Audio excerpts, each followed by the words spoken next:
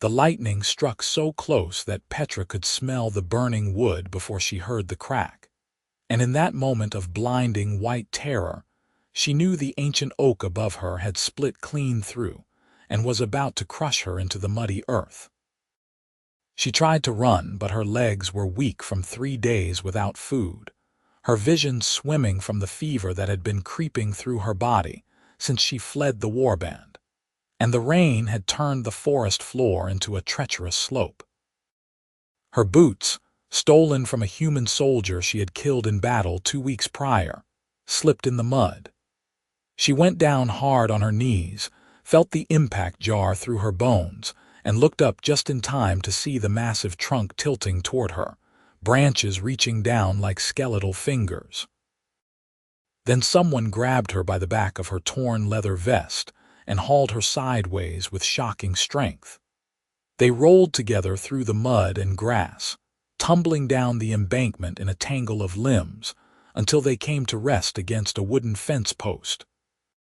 The oak hit the ground where she had been kneeling with a sound like the world ending, sending up a spray of dirt and splinters that pelted them both even 30 feet away. Petra lay there gasping, her heart hammering so hard she thought it might crack her ribs. Rain poured down on her face, washing away some of the mud, and she blinked up at the stormy sky trying to understand what had just happened. She was alive. She should not be alive. The oak should have killed her, should have ended this miserable flight from everything she had ever known. "Can you stand?" The voice was male, human, and surprisingly calm given that they had both nearly died. Petra turned her head and found herself looking at a man crouched beside her in the mud. He was perhaps 30 years old, with brown hair plastered to his head by the rain and eyes the color of creek water. His face was weathered from sun and wind, lined at the corners in a way that suggested he smiled more often than he frowned. He wore simple clothes, a homespun shirt and trousers, both now thoroughly soaked and mud-stained. A farmer, she realized, just a human farmer, and he had saved her life. "I asked if you can stand," he repeated, extending a hand toward her. "That storm is not letting up, and we need to get inside before another tree comes down." Petra stared at his outstretched hand like it was a serpent. No human had ever offered her help before. They had offered her steel and arrows and fire, had offered her screams of terror and shouts of rage, but never simply help. She looked past him and saw a modest farmhouse about 100 yards away, with a barn beside it and fields stretching beyond. Smoke rose from the chimney, defying the rain. "I am an orc," she said, because perhaps he had not seen her clearly in the storm. Perhaps he did not understand what he was offering. "I have eyes," he said, "and I also have a roof that does not leak much and a fire that is still burning. You look half dead, and I am not in the habit of letting people die on my property if I can help it. Now take my hand before we both catch our death out here." His tone was matter-of-fact, as though rescuing orcs from falling trees was something he did every day. Petra hesitated a moment longer, then reached up and clasped his hand. His grip was strong and calloused, the hand of someone who worked hard for his living. He pulled her to her feet with surprising ease, then steadied her when she swayed. "Easy," he said. "I have got you." The walk to the farmhouse felt like it took hours, though it could not have been more than a few minutes. Petra's legs trembled with every step, and she hated herself for the weakness. She was a warrior of the Ironhide clan, or she had been until 5 days ago when she had refused to kill the human children they had found hiding in a cellar. She had been trained to endure pain and hardship, to march for days without rest, to fight until her last breath. But fever and hunger had a way of humbling even the strongest warrior. The farmer kept one hand on her arm, steadying her, never rushing even though the rain was coming down in sheets now. When they reached the porch, he pushed open the door and guided her inside. and the warmth that washed over her was so intense that Petra nearly wept. The farmhouse was simple but well maintained. A single large room with a sleeping area curtained off in one corner, a cooking area with a stone hearth, and a sturdy wooden table with 2 chairs. Herbs hung drying from the rafters, and the fire in the hearth cast dancing shadows on the walls. It smelled of wood smoke and bread and something herbal she could not identify. "Sit," the farmer said, pointing to one of the chairs by the fire. "You are shaking." Petra wanted to refuse, wanted to maintain some dignity, but her body betrayed her, and she sank into the chair with a groan. The farmer moved to a chest against the wall and pulled out a thick woolen blanket, which he draped over her shoulders without ceremony. "My name is Robert Nelson," he said, crouching by the fire to add another log. "I own this farm, such as it is. You are on the western edge of Millbrook territory, about 15 miles from the nearest town." "What is your name?" "Petra," she said, then hesitated. Her clan name would mean nothing to him, and besides, she was no longer sure she had the right to use it. "Just Petra." Robert nodded as though this made perfect sense. "Well, Petra, you have a fever. I can see it in your eyes and feel it in how you are shaking. When did you last eat?" 3 days, she admitted. "Maybe 4, I lost count." He made a noise that might have been disapproval or sympathy, she could not tell which. "Stay there," he said, and moved to the cooking area. He ladled something from a pot hanging over the fire into a wooden bowl, then brought it to her along with a spoon. "Vegetable stew. I made it yesterday, so it has had time to sit and get better. Eat slowly, or you will make yourself sick." Petra took the bowl with both hands, staring down at it like it might be a trick or a trap. The stew smelled incredible, rich and savory, with chunks of carrot and potato visible in the thick broth. "It is not poisoned," Robert said dryly, settling into the other chair. "If I wanted you dead, I would have just let the tree hit you." That startled a laugh out of her, short and sharp. She could not remember the last time she had laughed. Carefully, watching him from the corner of her eye, she lifted a spoonful to her mouth.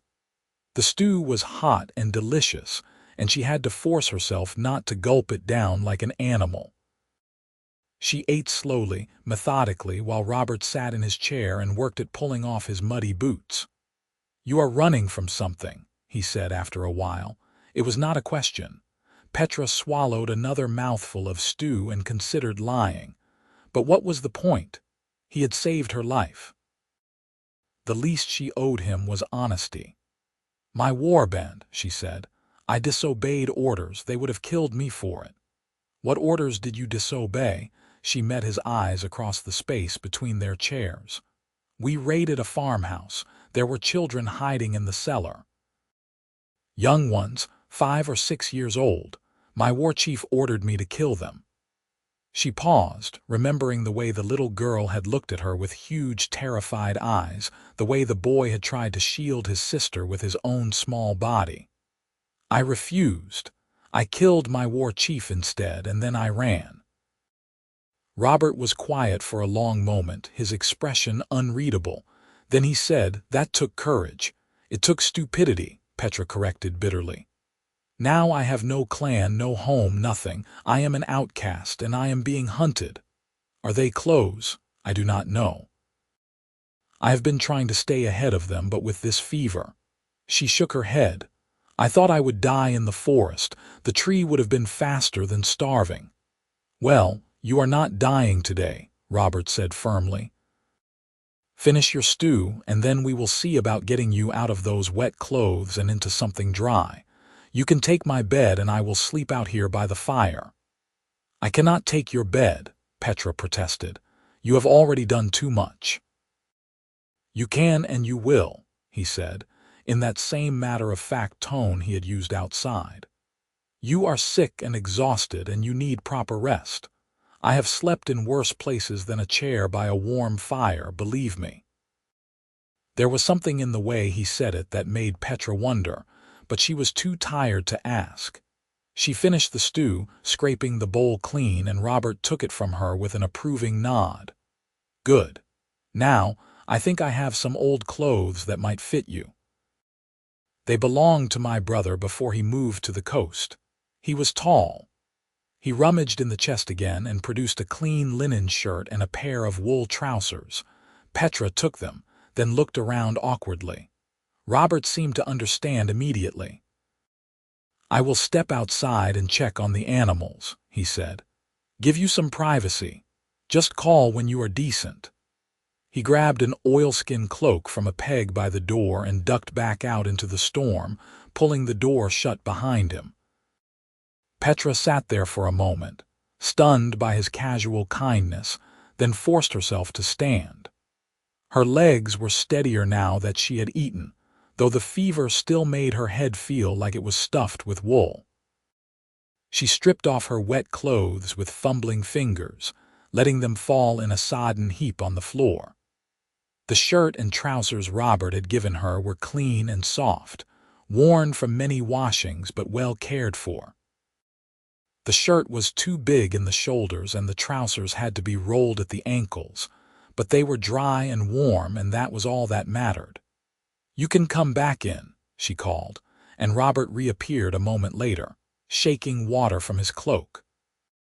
The barn is secure and the chickens are all accounted for, he reported. One of them gave me a very judgmental look, but I think she will forgive me eventually. He eyed Petra critically. The clothes fit well enough. Good. Now let me look at you properly. Before she could protest, he had moved closer, tilting her face toward the firelight with gentle fingers under her chin. His touch was impersonal, clinical, but it still made her flinch. She was not used to gentle touches.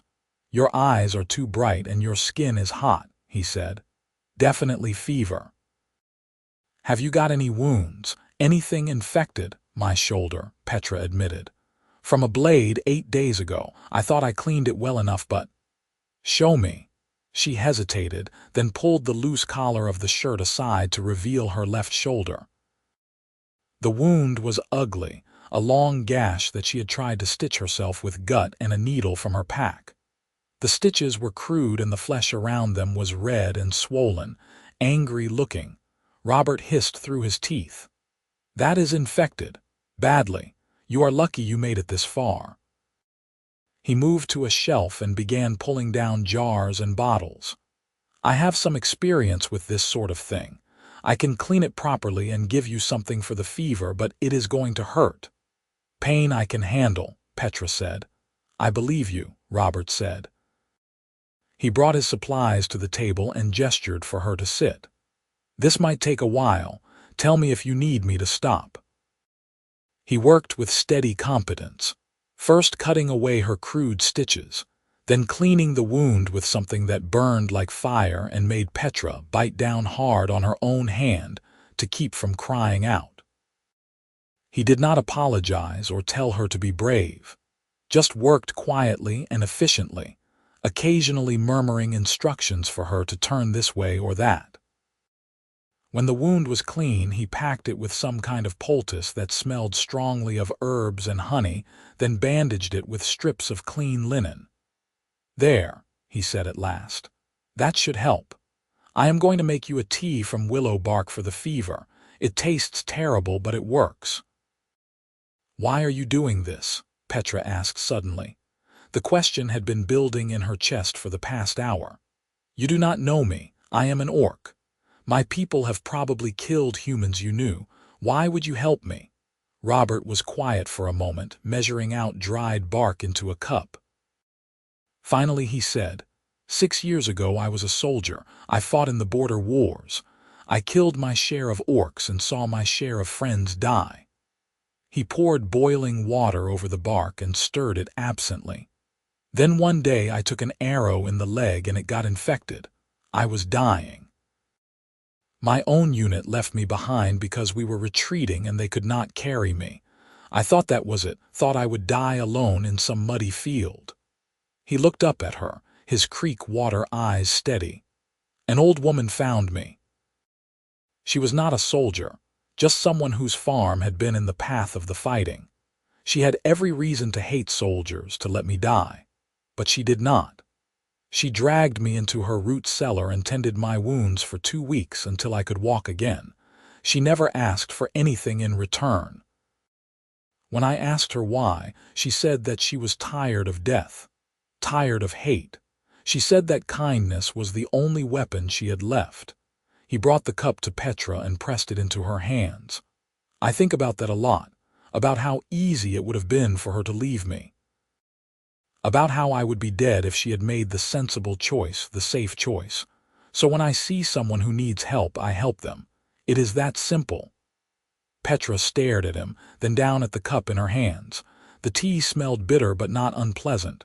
What happened to her, the old woman? She died the following winter. I went back to thank her, but she was already gone. I like to think she knew, though. I like to think she died knowing she had done some good in the world. Petra drank the tea. It was as bitter as he had promised, but she drank it all, and when she was done, Robert took the cup and guided her to the curtained-off sleeping area. The bed was simple but clean, with a straw mattress and thick quilts that looked hand-sewn. "Sleep," he said. "I will be right outside if you need anything." Petra wanted to argue, wanted to maintain some shred of her warrior's pride, but exhaustion was pulling at her like a riptide. She lay down on the bed, and the quilts were soft and warm and smelled of lavender. The last thing she saw before sleep claimed her was Robert settling into his chair by the fire, keeping watch. When Petra woke, the storm had passed and pale sunlight was filtering through the cracks in the shutters. For a moment she could not remember where she was, and panic surged through her before memory returned. The farmhouse. The human farmer. Robert. She sat up slowly, testing her body. The fever had broken, she could feel it. Her head was clearer and the bone-deep chill was gone, though she still felt weak and wrung out. Her shoulder throbbed, but it was a clean pain, not the sick heat of infection. She pulled aside the curtain and found Robert at the table, eating what looked like porridge and reading a battered book. He looked up when he heard her move and smiled. "You slept for 16 hours, he said. "How do you feel?" "Better," Petra said, surprised to find it was true. "Much better." "Good. Sit down and have some breakfast. There is porridge and bread and fresh eggs if you want them." Petra joined him at the table, moving carefully, and he ladled porridge into a bowl for her. It was hot and filling, sweetened with honey and studded with dried fruit. She ate more slowly this time, trying to remember her manners, and Robert went back to his book.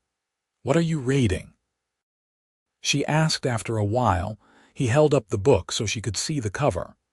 "It is about crop rotation and soil management. Fascinating stuff."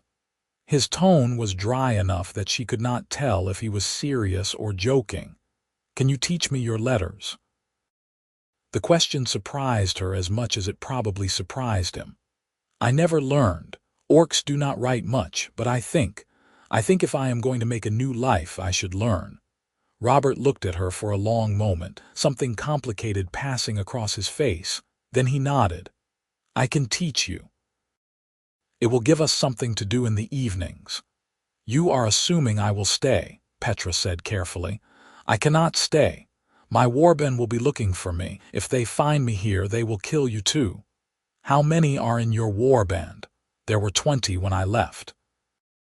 19 now that I killed the war chief. They will have chosen a new leader by now." Robert nodded thoughtfully. 19 is a lot, but this farm is remote and easy to defend if it comes to that. I have a bow and a hunting rifle, and I know the land. If they come, we will deal with it. Until then, you need rest and food and time to heal properly. Stay, at least for a few weeks. You would risk your life for me, a stranger." "You are not a stranger anymore," Robert said simply. "You are someone who ate my stew and slept in my bed and is sitting at my table. That makes you a guest, and I protect my guests." Petra felt something crack open in her chest, something that had been frozen solid for longer than she could remember. "I do not understand you," she said, her voice rougher than she intended. "I do not understand why you are kind." "Maybe you will figure it out while you are here," Robert said. "Now finish your breakfast. If you are feeling up to it, you can help me in the garden later. The weeds are getting out of hand." The days that followed fell into a rhythm that Petra had never experienced before. She woke each morning to the sound of Robert moving around the kitchen, preparing breakfast. They ate together, then worked together, tackling the endless tasks that came with running a farm. Petra learned to pull weeds and harvest vegetables, to collect eggs from the suspicious chickens, to repair fences and chop wood. Her shoulder healed slowly, the infection driven back by Robert's careful tending, and her strength returned. Robert was patient with her mistakes and generous with his knowledge. He showed her which plants were weeds and which were crops, how to tell when the vegetables were ripe, how to stack wood so it would dry properly. He never made her feel stupid for not knowing, never lost his temper when she did something wrong. It was so different from the war band, where every mistake was met with mockery or violence, where weakness was punished and strength was the only currency that mattered. In the evenings they sat by the fire and Robert taught her letters. He started with the alphabet, drawing each letter carefully on a slate and showing her how to copy them. Petra found it harder than she expected, her hands more suited to holding weapons than writing tools, but she was determined. Each night she practiced until her fingers cramped, and each night Robert praised her progress. "You are learning fast," he said one evening, watching as she carefully wrote her name. "You have a good memory." "I had to," Petra said. "In the warband, if you did not remember battle formations and tactics, you died. Memory kept me alive." "Tell me about your clan," Robert said. "If you want to." Petra was quiet for a moment, staring at her name on the slate. "The Ironhide are a warrior clan. We pride ourselves on strength and ferocity. Children are trained from the time they can walk, taught to fight and endure pain. There is no room for softness, no room for doubt." She traced one of the letters with her finger. "I was good at it, one of the best fighters in my generation. My war chief said I would lead the clan one day. But you did not want that. I thought I did. It was all I knew, all I had ever been taught to want.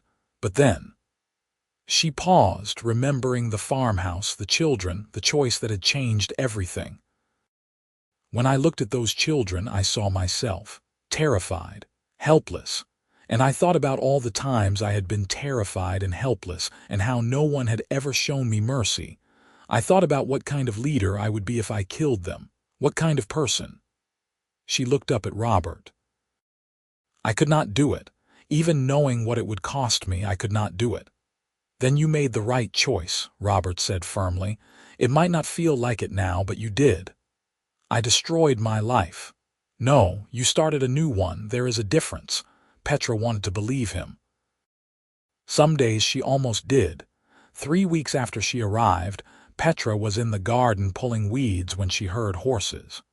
She froze, her hand still tangled in the stems of a particularly stubborn thistle, and listened. Multiple horses, moving at a steady pace, coming from the east. She dropped the weeds and ran for the house. Robert was inside, mending a shirt by the window. He looked up when she burst through the door, saw her face, and immediately set aside his sewing. "Riders," she said, "coming this way." Robert moved to the window and peered out carefully. "I see them. 4 horses, they look like soldiers maybe, or mercenaries, not orcs." Relief flooded through Petra so intensely that her knees went weak. Not the warband, not yet, but relief was quickly followed by new fear. "I should hide. If they see an orc here, they will think I am holding you prisoner or planning to attack or—" "Stop," Robert said calmly. "You are not hiding. You live here now, and I am not ashamed of that. We will handle this together." "Robert, together," he repeated, and there was iron in his voice. "Stay behind me and let me do the talking." But you are not hiding like you are some kind of criminal. The riders reached the farmhouse a few minutes later, dismounting in the yard. Petra watched from the window as Robert went out to greet them. They were human soldiers, she saw now, wearing the colors of one of the local militias. Young men, probably not much older than 20, with the swagger of people who had never seen real battle. "Good afternoon," Robert called out, his voice friendly but not particularly warm. "What can I do for you?" The leader of the group, a tall man with red hair, nodded to him. "Afternoon. We are looking for an orc, female, tall, probably armed and dangerous. There have been reports of a warband in the area and we are checking all the outlying farms. Have you seen anything?" "Define seen anything," Robert said blandly. The red-haired soldier frowned. "Have you seen an orc?" "Yes or no, I have seen an orc," Robert said. "She is inside my house. She is my guest." The soldiers exchanged glances. One of them put his hand on his sword. "Your guest?" The leader repeated slowly. "Sir, I do not think you understand. Orcs are dangerous. If one has threatened you or forced you to—" "She has not threatened me," Robert interrupted. "She is recovering from an injury and helping me with my farm. That is all." "That is all." The soldier's voice rose. "Sir, are you insane? Orcs are monsters. They kill humans for sport. You cannot just—" "I can do whatever I want on my own property," Robert said, and now there was steel in his voice. "Petra is not a threat to anyone. She saved human lives at great cost to herself, and she deserves to be left in peace. Now, unless you have actual evidence that she has committed a crime in this territory, I suggest you get back on your horses and continue your patrol elsewhere." The soldiers looked uncertain now. The leader opened his mouth, closed it, then tried again. "The people in town are not going to like this. When they hear you are harboring an orc, then I suppose I will have fewer visitors," Robert said, "which would be a shame, but I will survive. Good day, gentlemen." He turned and walked back toward the house, dismissing them completely. The soldiers stood there for a moment, clearly unsure what to do, then reluctantly mounted their horses and rode away. Robert waited until they were out of sight before coming back inside. Petra was standing in the middle of the room, her heart hammering. "You should not have done that," she said. "You should have let me hide. Now they know I am here and they will tell everyone, and—" "Good," Robert said. "Let them know. I am not going to sneak around like I am doing something wrong. You are here because I choose to have you here, and I do not care what the town thinks about it." "You should care," Petra said. "They could make your life very difficult. They could refuse to trade with you, or worse." "Then I will deal with it," Robert said. "Petra, listen to me. I spent 6 years of my life fighting in a war I did not understand, killing people I did not hate, watching friends die for no good reason. When I came back here, I promised myself that I would never again let fear or hatred make my decisions for me. I would never again be the kind of man who does the easy thing instead of the right thing. If the town wants to shun me for helping you, that is their choice. But I am not going to abandon you to make them happy." Petra stared at him, this stubborn, impossible human who had somehow turned her entire world upside down. "Why?" she asked, her voice barely a whisper. "Why does it matter so much to you?" Robert met her eyes and something passed between them, something Petra did not have words for. "Because you matter," he said simply. "You matter to me." The silence that followed was profound. Petra felt like the ground had shifted beneath her feet, like the world had tilted on its axis and nothing would ever be the same again. She wanted to say something, to respond, but her throat had closed up, and words seemed impossible. Finally, Robert cleared his throat and looked away, and the moment broke. "I should check on the chickens," he said. "Make sure those soldiers did not startle them. Will you be all right?" Petra nodded, not trusting her voice, and Robert slipped out the back door. She stood alone in the farmhouse, her hand pressed against her chest where her heart was beating too fast, and tried to understand what was happening to her. She was falling for him. For this human, this former soldier, this farmer who showed her kindness when he had no reason to. It was foolish and dangerous and completely impossible, but it was happening anyway, as unstoppable as the sunrise, and she had no idea what to do about it. The soldier's visit changed things, though not in the way Petra had feared. Robert was right that word spread quickly through the town. Within a week, everyone within 20 miles knew that Robert Nelson was harboring an orc on his farm. But the response was not what Petra expected. Some people were angry, certainly.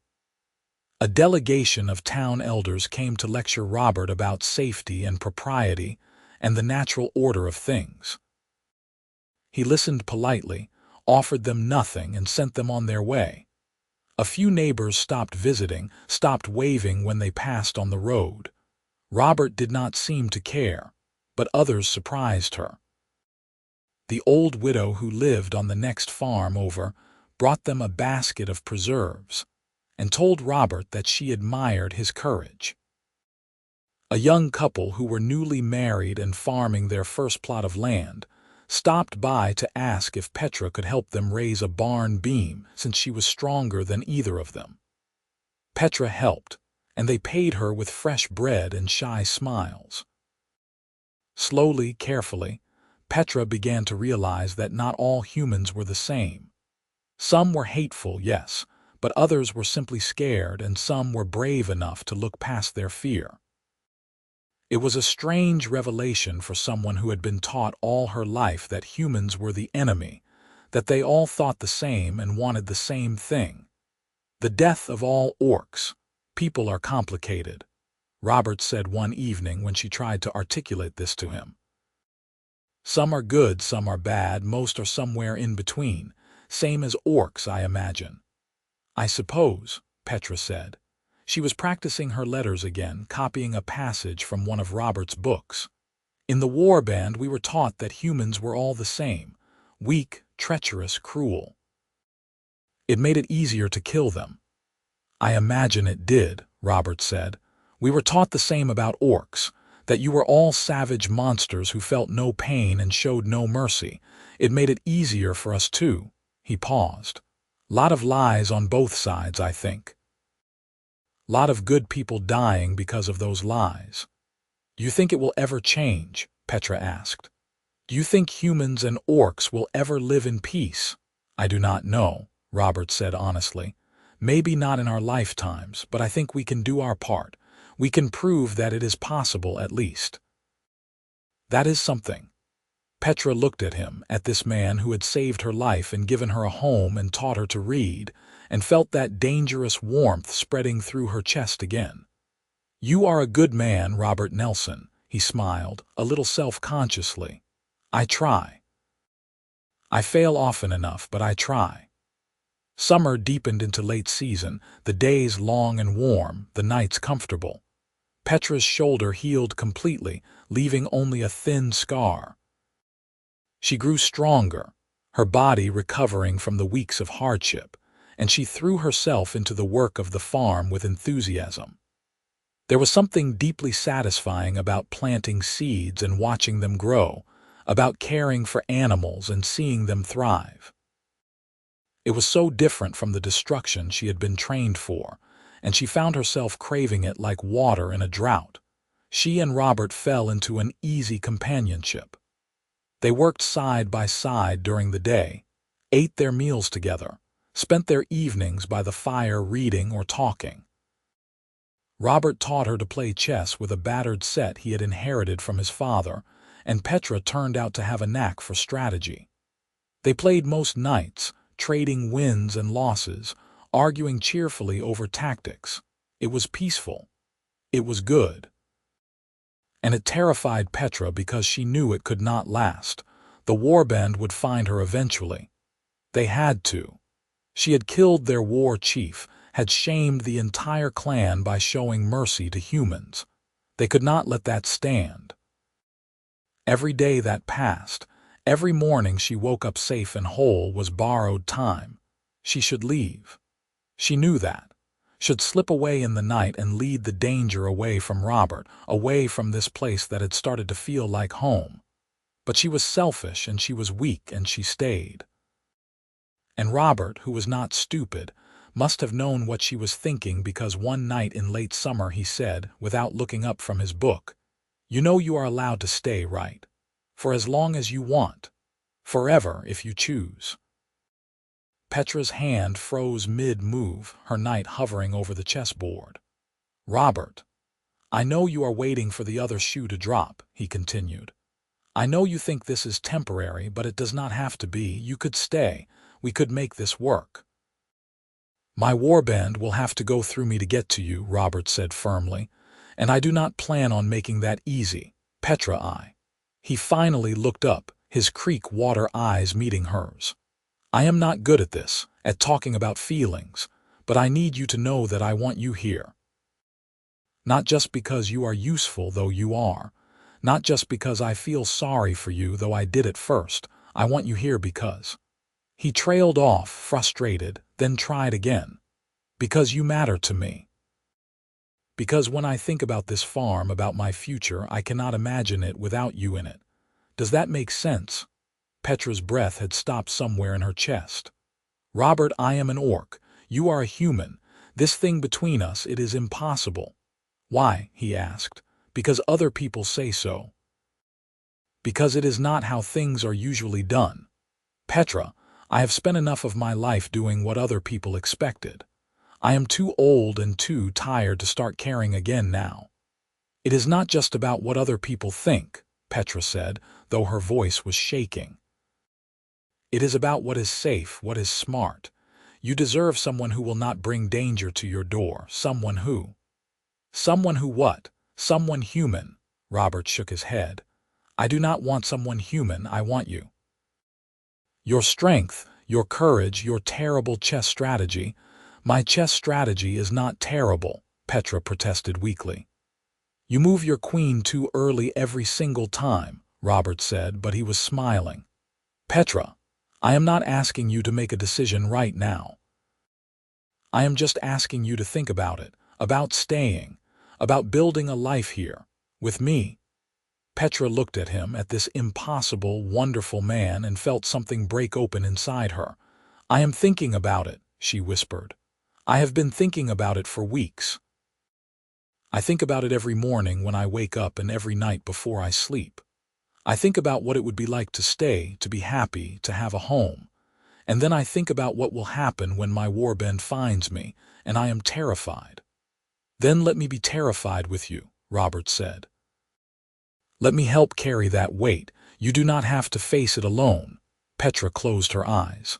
"I do not know how to do this, how to trust that something good will not be taken away." "Neither do I," Robert admitted, "but I am willing to try if you are." Petra opened her eyes and looked at him, really looked at him. Saw the sincerity in his face, the hope and fear warring in his expression.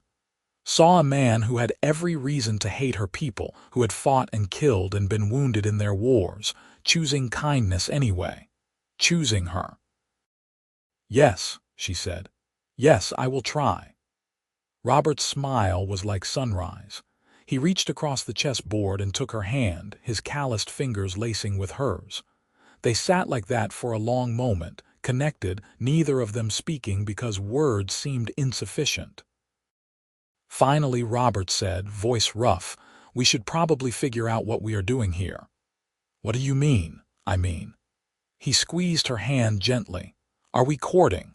Is that what this is? Because I have not courted anyone in about 10 years and I was not particularly good at it then."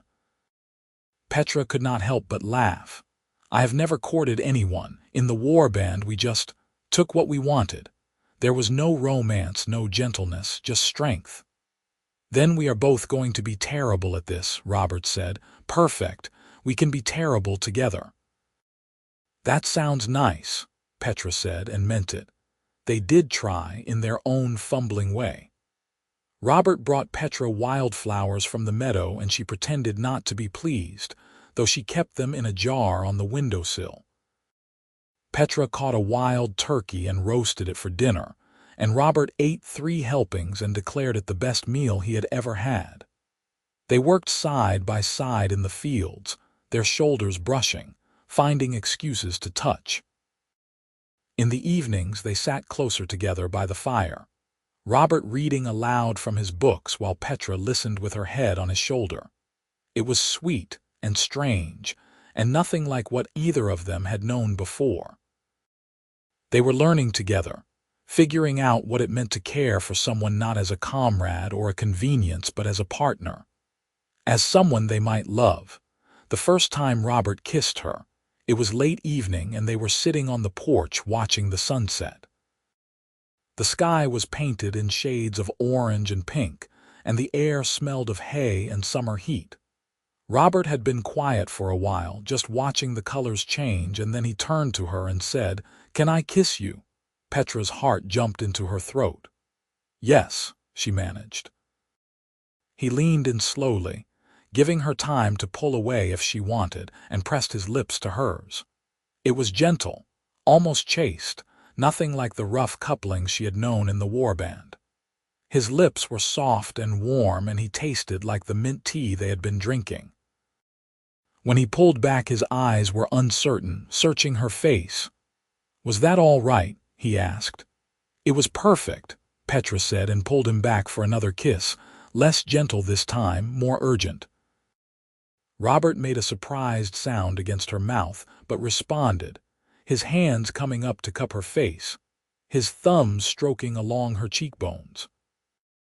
They kissed until the sun was fully set and the stars were coming out, until Petra's lips were swollen and Robert's hair was thoroughly mussed from her running her fingers through it. When they finally pulled apart, both breathing hard, Robert rested his forehead against hers. "I am in love with you," he said quietly. "I probably should not say it so soon, but there it is. I love you, Petra." Petra closed her eyes, feeling tears prick at the corners. "I love you too. I did not think I could. I did not think I knew how, but I do. I love you." They held each other in the darkness, neither wanting to move, neither wanting to break the spell. And for that moment, that perfect moment, everything was right with the world. But perfect moments cannot last forever. The warband came on a cold morning in early autumn when the leaves were just beginning to turn. Petra was in the barn feeding the chickens when she heard Robert shout. She dropped the feed bucket and ran, her heart in her throat, and burst out of the barn to see 19 orcs standing in the farmyard. They were a fearsome sight, all of them armored and armed, their green skin marked with the scars and tattoos of the Ironhide clan. At their head stood a massive male orc with a face like carved stone, his tusks filed to points, a warhammer slung across his back. Garak, she realized. He had been the war chief's second in command, and now he was leader. Robert was standing on the porch with his hunting rifle in his hands, but Petra could see the odds.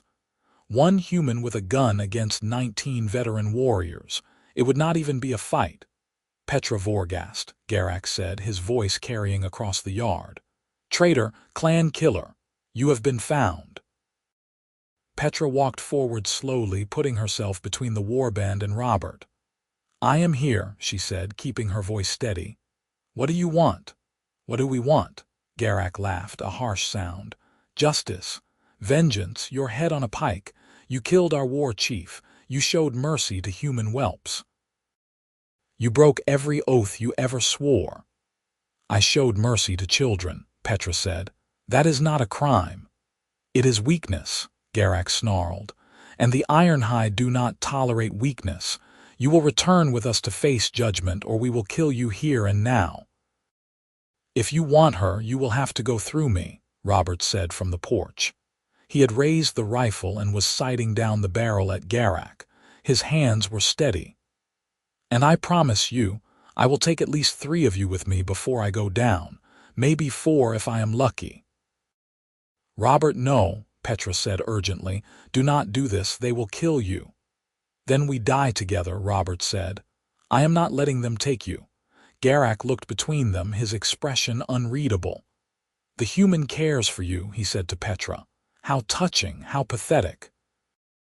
You betrayed your clan for humans and now you fight beside them. You are worse than we thought. I betrayed nothing, Petra said, anger rising in her chest. I chose mercy over cruelty. I chose life over death. If that makes me a traitor, then fine, I am a traitor, but I am not ashamed. You should be, Garak said. You should. He was interrupted by a voice from the back of the group. Wait. One of the younger orcs pushed forward, a female with kind eyes and freshly healed scars on her arms. Petra recognized her after a moment. Mira, who had been her training partner years ago. Garak, wait, look at her. What? Garak demanded. Look at her, Mira repeated. She is happy. When was the last time any of us looked like that? When was the last time any of us had something worth protecting besides our own pride? It does not matter, it does matter, Mira said, her voice gaining strength. We have been at war for generations, fighting and killing and dying, and for what? So we can be feared, so we can be alone. Maybe Petra is not the traitor, maybe we are. Maybe we betrayed ourselves by forgetting that there can be more to life than battle. A murmur ran through the warband. Some of the orcs looked uncomfortable, others angry, but a few, Petra noticed, looked thoughtful. This is treason, Garak said, his hand moving to his warhammer. I am war chief, and I say we complete our mission. And I say we think about what we are doing, Mira countered. Petra spared children. She chose mercy when it would have been easier to kill. That took courage, more courage than killing an unarmed woman to satisfy our pride. She killed our war chief because he ordered her to murder children, Mira said. Would any of us have done differently? Truly, if we look deep enough, can any of us say we would have killed those children without hesitation? The silence that followed was profound. The orcs looked at each other, at Garak, at Petra, and slowly, one by one, some of them began to lower their weapons. This is madness, Garak said, but his voice had lost its certainty. Maybe, Mira agreed, or maybe it is sense. Maybe it is time we stopped letting hate and pride rule us. Maybe it is time we learned to live instead of just survive. She turned to Petra. If we let you go, if we let you have your life here with your human, will you promise to live well, to be happy, to prove that there is another way? Petra felt tears burning in her eyes. I promise, she said. I will prove it, I swear. Mira nodded. Then go. You are no longer Ironhide, but you are not our enemy either. You are just free. Garak made a disgusted sound. This is not over, he said, but he was already backing toward his horse. The elders will hear of this, of all of you. He glared at the warband, at the orcs who had lowered their weapons and were now looking at Petra with something like curiosity rather than hate. You are all making a mistake. Maybe, Mira said, but it is our mistake to make. Garak spat on the ground, mounted his horse with sharp, angry movements and rode away. 3 other orcs followed him, loyal to the old ways. But the rest remained, 16 warriors standing in Robert's farmyard, looking uncertain and strangely hopeful. What will you do now? Petra asked Mira. I do not know, Mira admitted. Find a new way, I suppose. Maybe some of us will settle like you. Maybe some will keep fighting but choose our battles more carefully. Maybe we will all fail and end up dead in a ditch somewhere. She smiled a little sadly. But at least we will have tried. You are always welcome here, Robert said from the porch. He had lowered the rifle now, though Petra noticed he kept it close.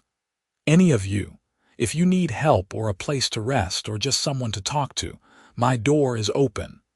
The orcs looked at him like he had grown a second head. Then one of them, a grizzled male with gray in his beard, laughed. You are a strange human, Robert Nelson, but I think I like you. Thank you. We will remember your offer. One by one, the orcs mounted up and rode away, heading in different directions, scattering to the winds. Mira was the last to leave. She clasped Petra's arm in the warrior's grip. "Live well, sister," she said. "Show us all that it is possible." "I will," Petra promised. "Stay safe, Mira. You too." Then she was gone, and Petra and Robert were alone in the farmyard, the dust still settling from the horses' hooves. Petra stood there for a long moment, feeling like she had just witnessed something important, something that might change the world, or might change nothing. It was impossible to say. "Well," Robert said finally, setting down the rifle, "that was terrifying."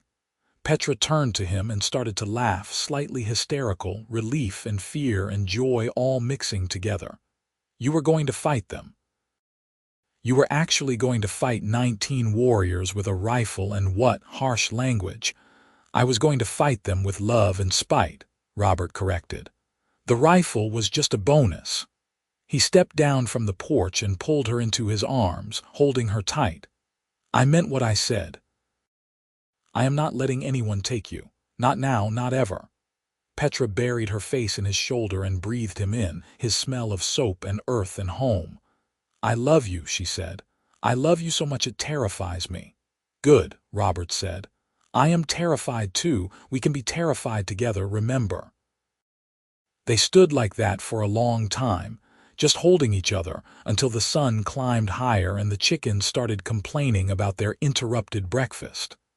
Then they pulled apart, both smiling, both a little teary, and went back to their life. The seasons turned. Autumn deepened into winter, and winter gave way to spring. Petra and Robert worked their farm, survived on what they grew and raised and sold, and slowly built a life together. It was not always easy.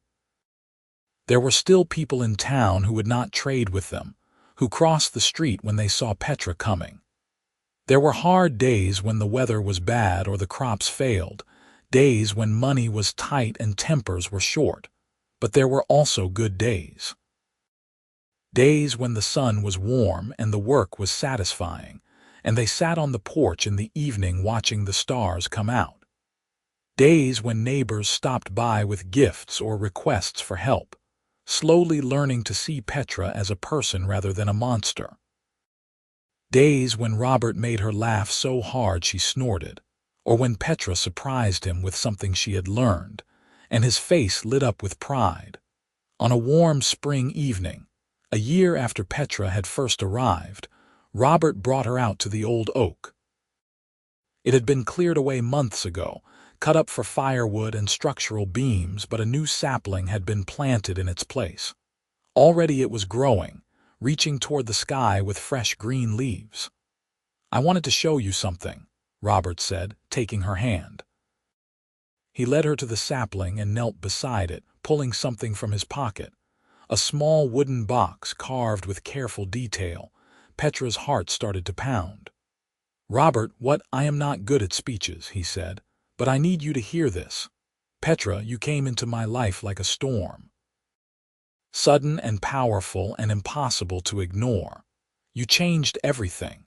You taught me that the world is bigger and stranger and more beautiful than I ever imagined. You made me braver and kinder and better." He opened the box, revealing a simple silver ring. "I know we cannot marry in the traditional sense. I know no priest would agree to it and no law would recognize it. But I do not care about that. I care about you and about us, and about the life we are building. So I am asking you, in front of this tree that will grow strong because we planted it together, will you marry me? Will you be my wife in every way that matters?" Petra could not breathe, could not think, could only stare at this man, this impossible, wonderful man who was offering her everything she had ever wanted and never thought she could have. "Yes," she whispered. Then louder, "Yes, yes, of course, yes." Robert's grin was blinding. He slipped the ring onto her finger and it fit perfectly, like it had been made for her. Then he stood and pulled her into his arms and kissed her, deep and sweet and full of promise. They were married the next day in their own way. No priest, no witnesses except the chickens and the growing crops and the young oak tree. They spoke their vows to each other at sunrise, Robert in his best shirt and Petra in a simple dress she had sewn herself. He promised to love her in sickness and health, in danger and peace for as long as they both lived. She promised the same, her voice strong and clear, no hesitation. Then they kissed, husband and wife, orc and human, two people who had been enemies and became friends and then became something more. Two people who chose love over hate, hope over fear, and each other over everything else. They went inside and made breakfast together, laughing and stealing kisses, and started their first day as a married couple the way they started every day, together. Years passed. The farm prospered. The young oak grew tall and strong. More orcs came, some of them from Petra's old warband, others from clans further north or south, all of them looking for something different. Robert and Petra welcomed them, taught them what they had learned about farming and peace, and watched as a small community began to grow around them. It was not perfect. There were still conflicts, still misunderstandings between humans and orcs, still people who could not let go of their hate. But there was also progress. Children growing up who saw mixed communities as normal. Young people courting across species lines, inspired by Robert and Petra's example. Laws slowly beginning to change, grudgingly recognizing that maybe the old ways were not the only ways. On a summer evening 5 years after they married, Petra and Robert sat on their porch watching the sunset. Petra's hand rested on her swollen belly, feeling the baby kick. Robert had his arm around her shoulders, his head resting against hers. "You ever regret it?" he asked quietly. "Leaving your clan, choosing this life." Petra thought about it, really thought about it. She thought about the warband, about the violence and the certainty, about the warrior she had been. Then she thought about the woman she had become, the farmer and wife and soon-to-be mother, living in peace with the man she loved. "Never," she said. "Not for a single moment. This is exactly where I am supposed to be." Robert kissed her temple. "Good," he said. "Because I am not letting you go anywhere." "You could not get rid of me if you tried," Petra said, and he laughed. They sat there as the sun set, and the stars came out. Two people who had found each other against all odds, who had built a life together out of kindness and courage and stubborn hope. The lightning had split the old oak, and the farmer had pulled the orc girl beneath his roof.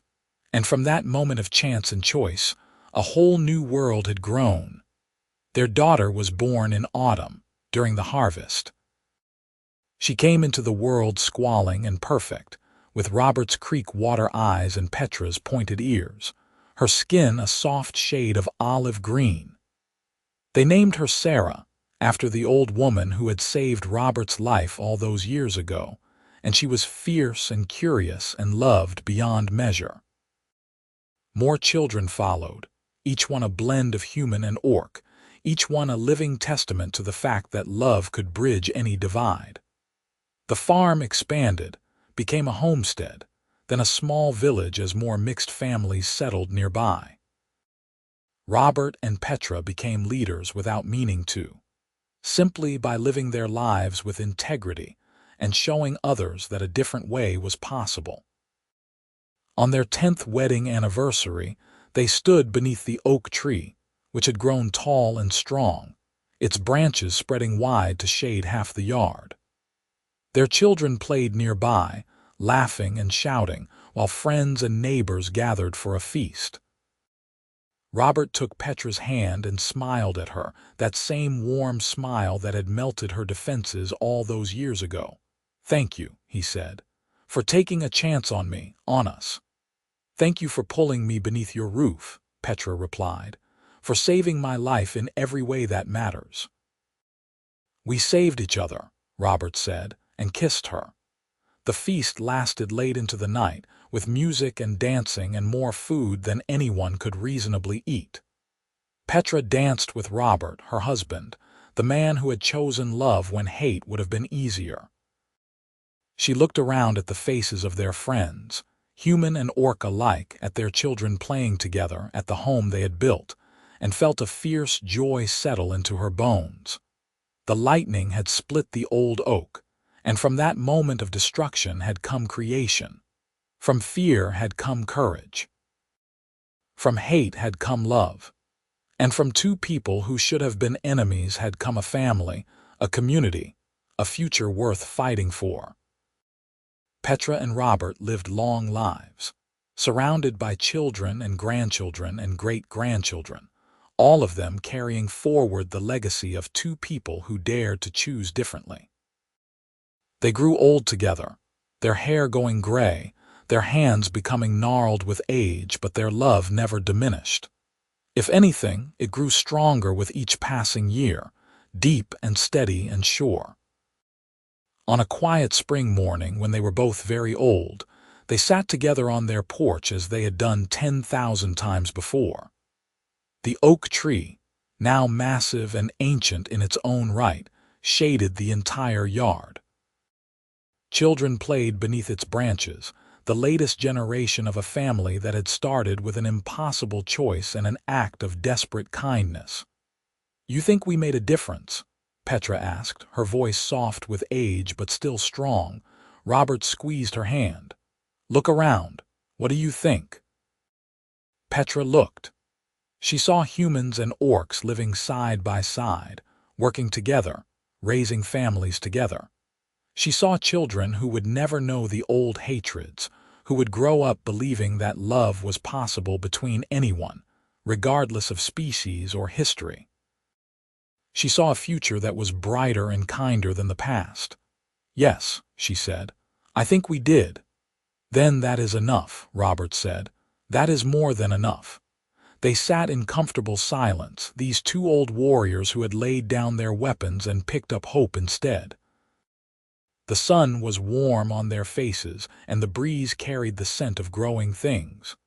Somewhere in the distance, a child laughed, the sound bright and clear and full of promise. The lightning had split the old oak above her, and the farmer had pulled the orc girl beneath his roof. And from that single moment of chance and choice, an entire world had changed. Not all at once, not easily, but truly and completely.